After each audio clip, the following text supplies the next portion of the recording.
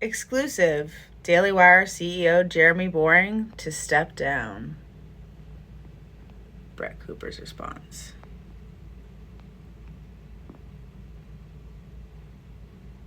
Jeremy Boering is out at the Daily Wire, and all I can think of is this the end of Big Con? Is that what Steven Crowder called this? Big Con? Because if there has never been more of a clear sign that people are very interested in following independent creators rather than creators who are affiliated with people, this is a perfect example of that. The Daily Wire is something that I genuinely think that people need to learn from, because the mistakes that they have made in the past year, since Candace Owens has been fired, have been astronomical, to say the least.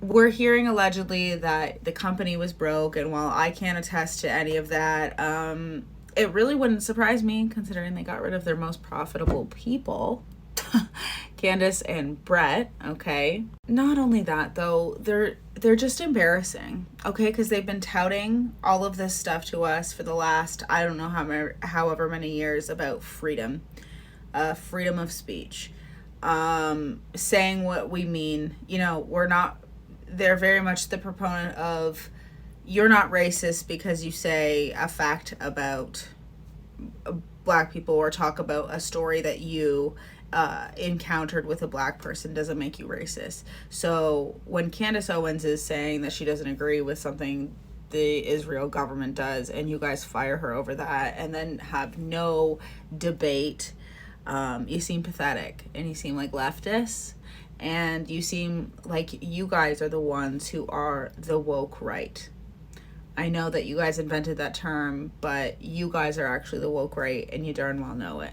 What I think we could also learn is that don't let things get to your head. Don't blame your audience for mistakes that you continuously make, like the whole Reagan situation. Brett Cooper has almost 1 million views on some of her new videos, and Reagan is sitting at 22,000. Now, I'm somebody who gets maybe 2,000 at my most, greatest YouTube for now. But I truly think that even I have a better personality than Reagan does. So this is my alleged opinion, but I truly believe that something is going on in Jeremy Boering's life, because the steps that he has taken to destroy his life seemingly in the last year, there are so many people out there that think that he is having an affair with Reagan, and I'm not saying that's what I think, but something is going on. I've seen rugs suggested and stuff like that, because truly, I don't understand how out of nowhere, it's almost like they just had this huge character shift where they started acting like leftists, and nobody wants to listen to you guys act like whiny leftists. And the more that these people talk, the more I feel like they become less, what is the word called? Relatable. They've become less relatable. Matt Walsh and his whole comment about, oh, you should get up and go to work. Who gives a crap? Even if you're sick. Shut up, Mr. I yap for a living. That's really easy to say when you're a podcaster for a living. And Michael Knowles, learn how to use your washing machine. That's disgusting to me that you don't know how to use your washing machine. You're supposed to be able to fix it, not call someone to come and fix that for you or just replace it, okay? If you're gonna sit there and lecture men on how to be men, you better be a freaking damn well good example of being a man. And over the time I've watched Daily Wire, I just couldn't stand it. When I would watch like backstage or whatever, and I was watching it for Candace all the time, because the men were so unbelievably boring, which is funny because his name's Jeremy Boering. But sitting around watching a bunch of men who are out of touch with the reality of the average everyday voter and watching them smoke cigars for like an hour talking about weird stuff, not relatable. No one gives a crap. And I'm sure, honestly, there obviously are people who love Daily Wire and would watch it religiously. But for the most part, I think most of us are just over it.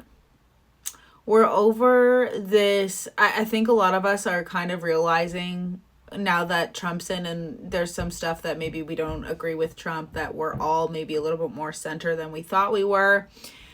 And that includes Candace Owens. And I think because of this huge authentic shift that she has made, and now that she's able to be herself entirely and do whatever, cover whatever she wants to cover, she's very successful. Whereas the Daily Wire has tried to do different things and has completely fallen flat on its face. Imagine that. Taking on multi-million-dollar projects that you guys can't handle and not accepting no for an answer is just, it's crazy to me, especially someone who preaches about capitalism all the time. Capitalism is listening to your customers. That's what capitalism is, Jeremy. Which, ironically, the Daily Wire ended up doing when they got rid of Jeremy Boring, okay? I can't say that I didn't see this coming, but it is nice to see capitalism, because these are the people who are touting free market all the time. Well, the free market is talking, and you guys are not showing us that you are capable of producing things that we want to watch, and your company's going down the drain. Why? Because people want honest voices. They want independent voices. They don't want to be controlled. And as soon as they put in Reagan, I thought, oh my God, how much of Brett's personality is manufactured? If Reagan acts the exact same. Turns out Reagan's manufactured. Reagan was the manufactured one, not Brett. And to beg Brett to endorse her best friend who screwed her over, who stole her show. Give me a break, you guys. That was so pathetic of them. It's just, it's sad, really. But maybe Jeremy Boring can, follow his dreams and be an actor, because I guess that's what he wanted to do the whole time. And I don't know what kind of bad vibes you bring from calling yourself the God King, by the way. But that can't be good. Okay? Calling yourself the God King, I literally always was like, what? When Brett said that in her last video, I was like, he calls himself what? He calls himself the God King. Who on earth calls themselves that?